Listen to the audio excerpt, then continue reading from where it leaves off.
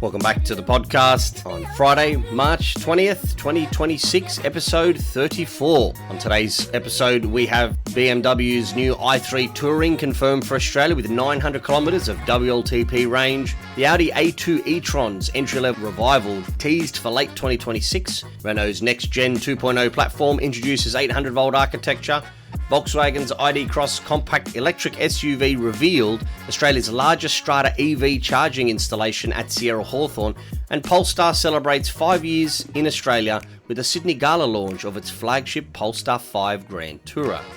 All of these stories and a few more.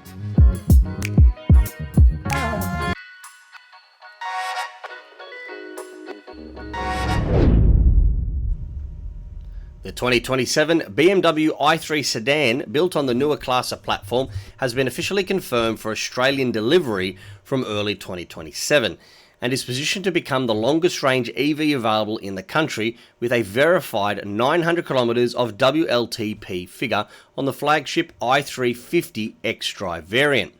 That model delivers 345 kilowatts of power and 645 newton meters of torque from its dual motor all-wheel drive setup, achieving 0 to 100 k's an hour in under 5 seconds, while housing an approximately 108.7 kilowatt hour NMC battery pack that offers 20% higher density than prior BMW packs. The architecture runs at 800 volts and supports DC fast charging rates up to 400 kilowatts, enough to add roughly 400 kilometers of range in approximately 10 minutes, or achieve a 10 to 80% in around 21 minutes. Alongside 22 kilowatt AC charging and full bidirectional vehicle-to-load, vehicle-to-home and vehicle-to-grid capability. The i3 measures 4,760 to 4,763 mm in length, 1,865 mm in width, and 1,482 mm in height, with a 2,897 mm wheelbase, making it noticeably larger than the current 3 Series for superior interior space and more compliant ride quality suited to Australian highways and regional roads.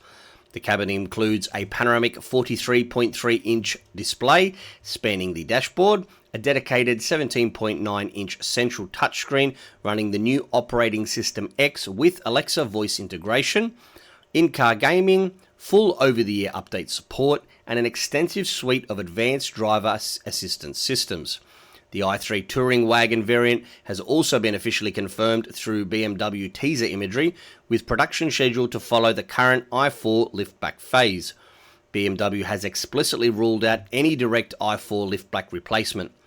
Pricing is expected to open around the $100,000 mark before on roads once it lands here in Australia, positioning the i3 as a genuine premium long-distance contender for interstate travel, where current rivals such as the Tesla Model 3 long-range rear-wheel drive, which has a 750 km WLTP, the BMW iX3 has an 805 WLTP, and the Volvo EX60 has an 810 WLTP, they all fall short. In the same Neue Klasse launch wave, BMW is eliminating all chrome trim across the entire lineup in favour of illuminated light elements, including glowing kidney grills and signature graphics. Design chief Sebastian Kroes has stated this is a deliberate move away from quote-unquote hate chrome traditions toward modern, sustainable aesthetics that will define every Neue Klasse model and give Australian roads a cleaner, more futuristic appearance while delivering the range many regional and outback drivers have demanded for years.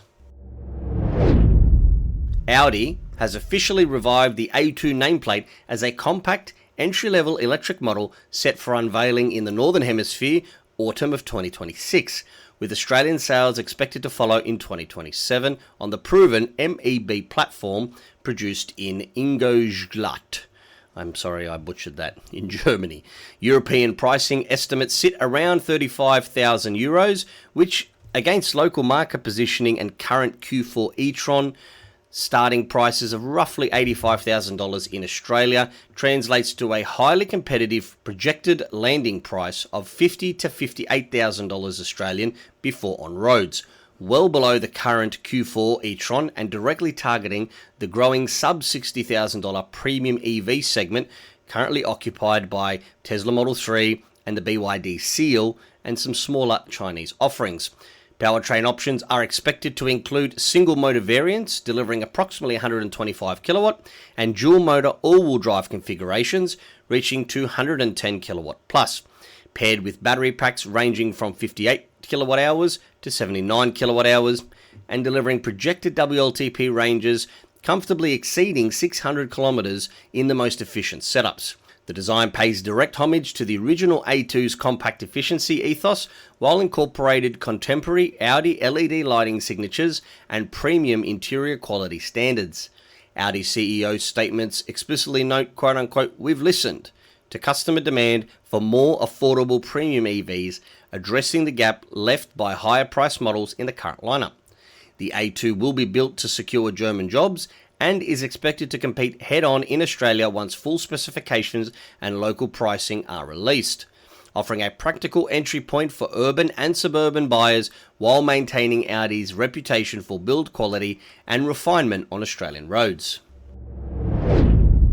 Renault's forthcoming RGEV Medium 2.0 platform for C and D segment vehicles will support three configurations: pure battery electric variants delivering up to 750 kilometers of WLTP range, all-wheel drive electric variants capable of towing up to 2 tons, and extended range EV, also known as EREVs, versions that stretch total range of 1400 kilometers thanks to a small petrol generator that charges the battery but never directly drives the wheels. The entire architecture operates on a 800-volt electrical system, enabling some of the highest DC fast charging rates available, while EREV models maintain CO2 emissions below 25 grams per kilometre, even when the range extender is active. The first production vehicles, likely refreshed Megane and Scenic derivatives, are scheduled for 2028 debut.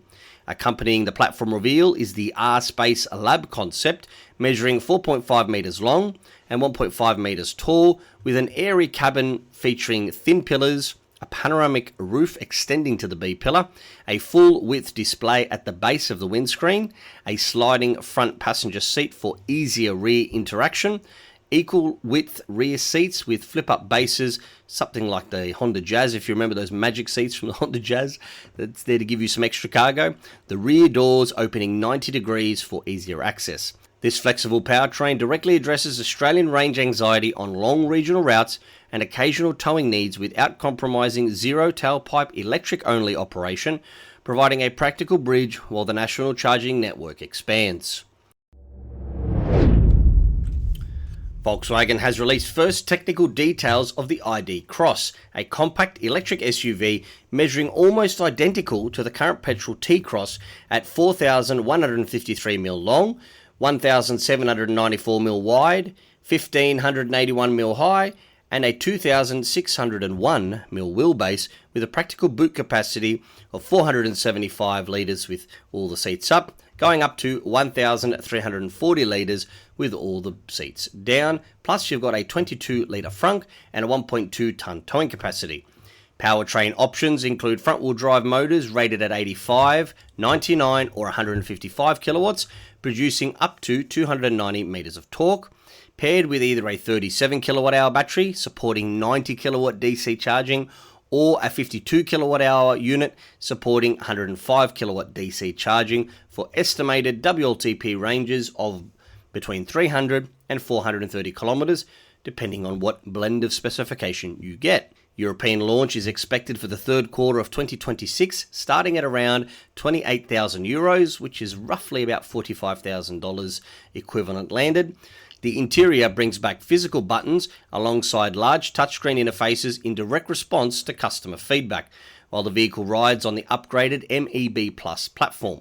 The ID.Cross offers a practical, affordable electric alternative to the popular BYD A2 and other compact SUVs already dominating Australian sales chart.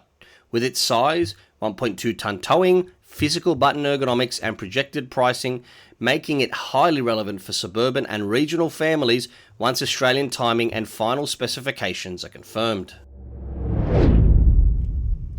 In Melbourne's Sierra Hawthorn apartment complex, Knox Energy has completed Australia's and the Southern Hemisphere's largest strata EV charging project by installing 251 level 1 plugs that either replace existing power points or hang from ceiling bollards across the multi-level basement car park, plus one additional commercial fast charger, giving every one of the 241 apartments and commercial spaces its own dedicated point.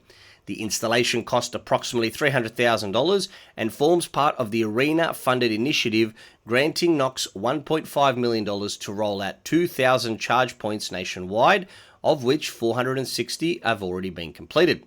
Sophisticated demand management software ensures the building never requires a new substation by allocating 10-minute charging batches to groups of vehicles if all residents plug in simultaneously, while the system is fully integrated with the building's fire alarms to automatically shut off every charger if it's triggered, actually improving the overall fire safety profile of the building. Individual billing occurs via QR code linked resident accounts, and data from insurers, NRMA and IAG confirms virtually zero additional fire risk when installed correctly by certified professionals. And just for an FYI, there's only been 13 EV fires recorded nationally between 2021 and 2026 versus 11,500 internal combustion fires. And those 13 EV fires, I think you'll find that most of them were not the fault of the EV in the first place. Transport Minister Chris Bowen attended the launch and stated the project's purpose is to, quote, show it can be done.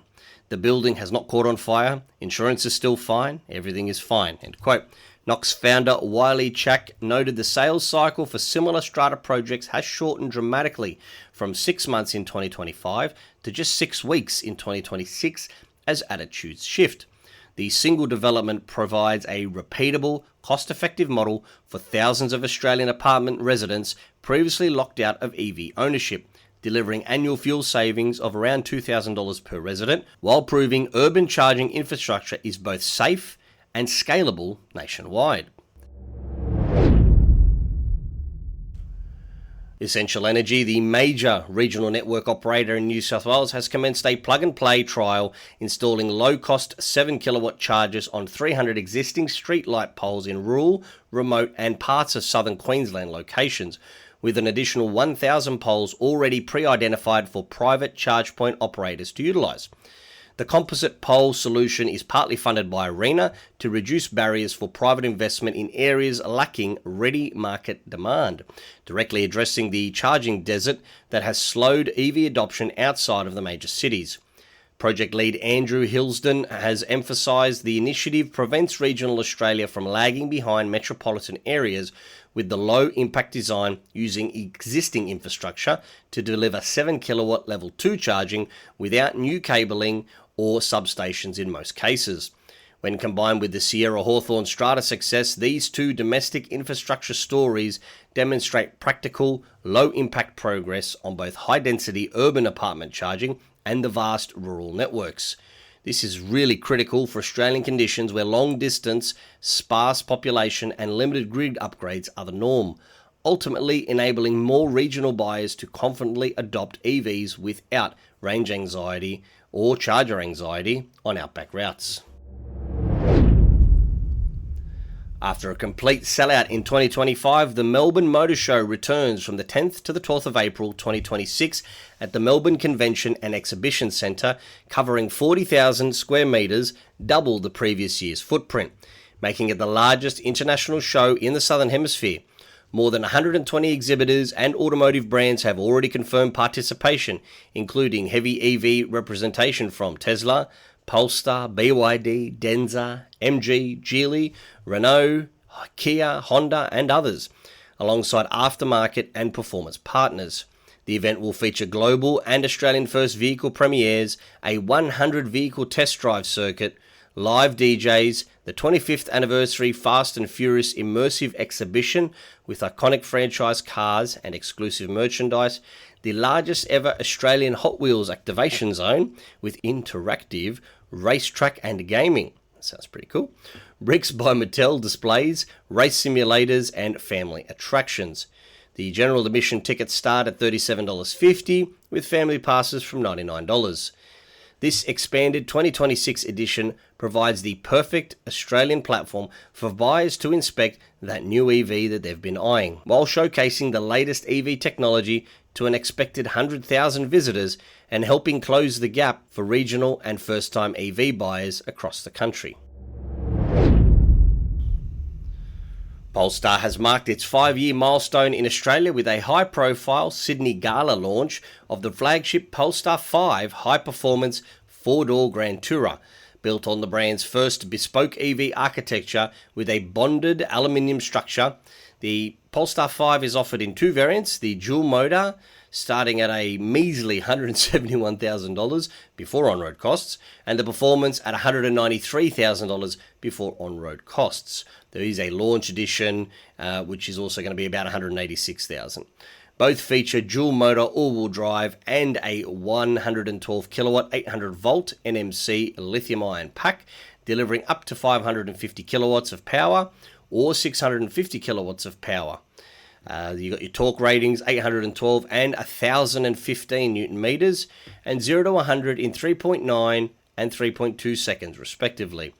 WLTP range reaches up to 678 kilometers on the standard model or 558 kilometers on the performance variant, with combined consumption between 17.8 and 21.2 kilowatt hours per 100 kilometers. Charging includes 350 kilowatt DC, should give you 10 to 80% in 22 minutes, and an 11 kilowatt AC charging. You'd think for that sort of money you could at least give them 22 kilowatts AC. Anyway, deliveries are scheduled for spring of 2026. The model directly rivals the Porsche Taycan with superior range and lower entry pricing, while undercutting the Taycan's cheapest single motor variant. The milestone launch underscores Polestar's steady growth in the Australian premium EV segment and adds another high-performance option for local buyers seeking Grand Tourer capability on long interstate routes. Australian scientists at CSIRO, RMIT University and the University of Melbourne have created the world's first proof-of-concept quantum battery that successfully completes an entire charge, store, discharge cycle. Leveraging quantum effects, including superposition and entanglement, the prototype demonstrates the counterintuitive property that charging speed increases as the battery scales up, which is obviously opposite to how batteries work these days, and can store energy for millions of times longer than the actual charging duration. The system supports wireless laser charging at room temperature. Lead researcher Dr. James Quach has described the long-term vision as achieving charging times faster than filling a petrol tank and enabling true wireless power transfer for future EVs. While still at laboratory prototype stage, this genuine Australian innovation could dramatically reduce EV charge times and enable long-distance wireless charging systems, a breakthrough with enormous potential for our national fleet, given Australia's vast distances and reliance on efficient long-haul transport, potentially transforming regional and outback charging infrastructure once commercialised. Brisbane-based Bosscap, a specialist in right-hand drive EV conversion for fleets, including recent work on the Ford F-150 Lightning for BHP and other mining clients, has entered receivership, affecting around 100 jobs. Reports directly link the collapse to Ford's strategic decision to scale back Lightning production globally, despite Bosscap's recent Tesla mining sector conversion deal and its role in localizing high-demand EVs for Australian conditions. This serves as a factual challenge facing Australian emerging EV ecosystems. Specialist converters remain vulnerable when overseas OEM strategies shift, potentially slowing the availability of right-hand drive options for fleets and regional operators who rely on such conversions to meet local road rules and towing demands.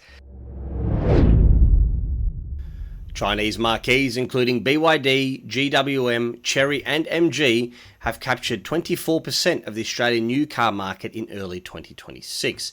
This is up 14% on last year. Accounting firm BDO has warned that the rapid dealer network expansion may prove unsustainable without stronger after-sales infrastructure and service networks tailored to Australian conditions. In parallel, BYD vehicles could generate between $562 and $972 per unit through Australia's new National Vehicle Efficiency Scheme emissions credits trading mechanism. Bit of a mouthful.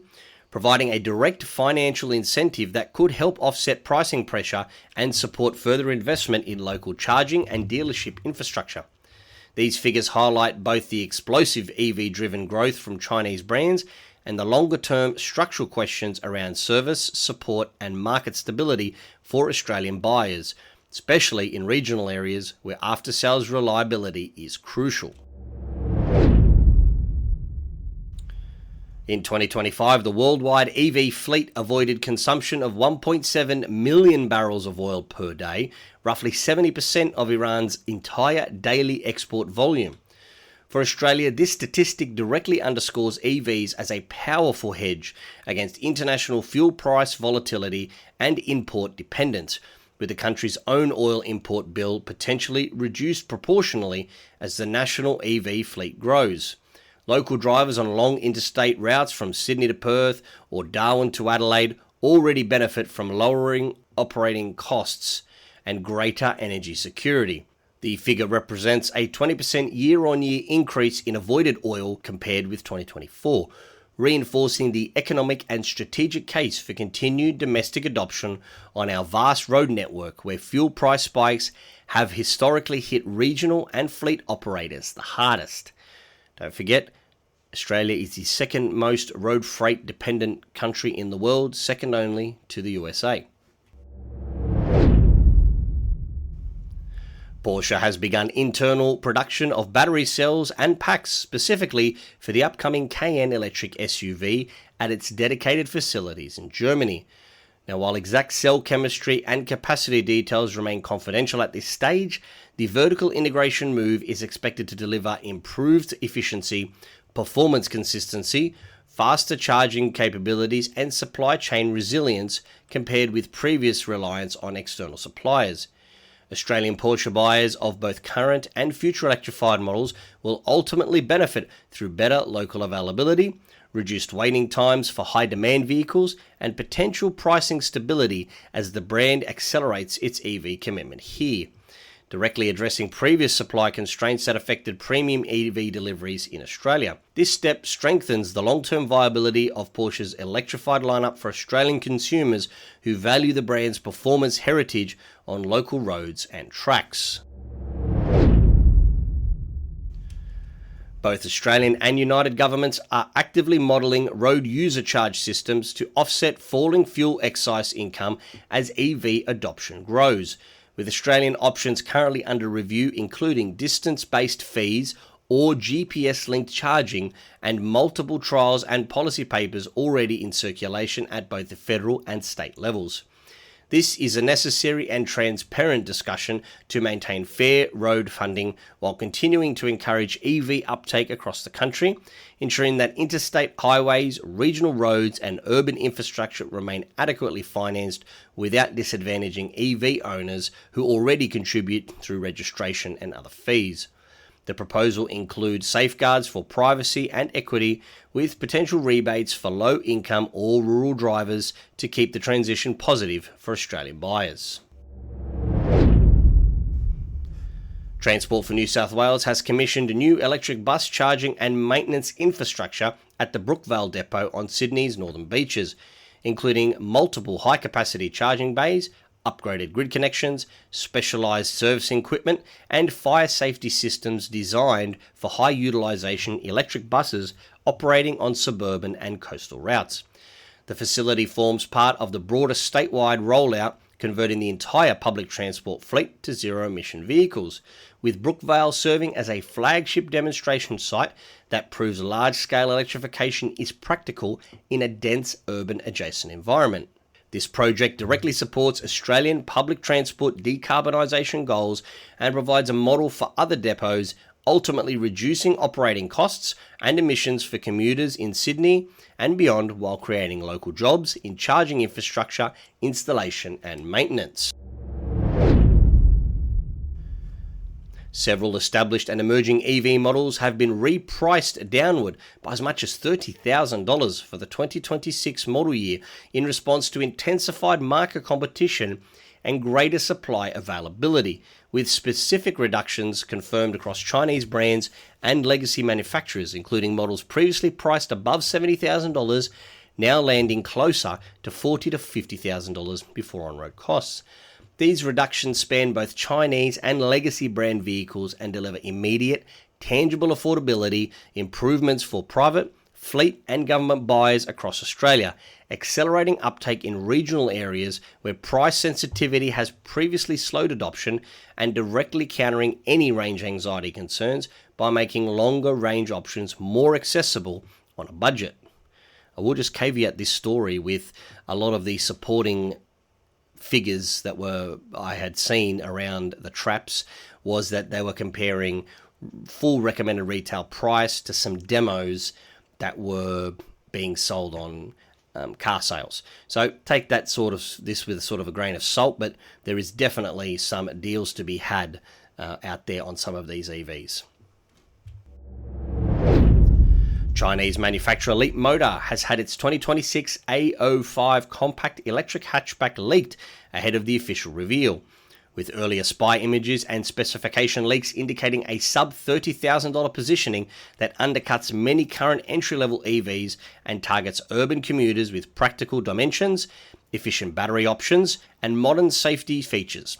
Positioned as an ultra-low-cost entry-level model, the A05 forms part of the latest wave of affordable EVs from emerging Chinese players that continue to drive down pricing benchmarks and expand choice for Australian consumers, particularly first-time buyers and fleet operators in metro areas.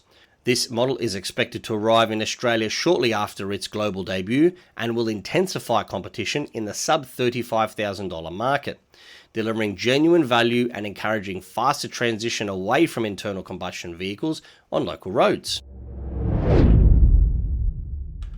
Alright, now for the buzzword of the year. Chery has detailed its new Rhino Battery S-Series all-solid-state technology, achieving up to 600 watt-hours per kilometre energy density through advanced sulfide or polymer electrolytes. This pack comprises 1,500 kilometres of WLTP equivalent range, even in minus 30 degrees Celsius, with testing commencing in 2027 on models including the Exceed ES8, before rollout to other Chery Group vehicles which are already sold here in Australia. This represents a major leap in cold weather performance and long distance capability, directly beneficial for us Australian owners in southern states or undertaking extended highway journeys where winter temperatures and vast conditions have traditionally challenged battery efficiency. The technology also includes enhanced safety systems and a faster charging potential, positioning Chery models as future leaders in the Australian market for buyers needing reliable range in variable climates. And that's our episode today, episode 34, Friday the 20th of March 2026. That was a bit of a longer episode there. We had a lot of facts, a lot of figures, and a lot of things that are happening overseas, but we can see a direct correlation to how that's going to improve things or have an impact on things in Australia. Appreciate you listening. As always, if you have any feedback, info@pluggedinaustralia.com.au. And until the next time, stay plugged in and stay charged. Ci vediamo.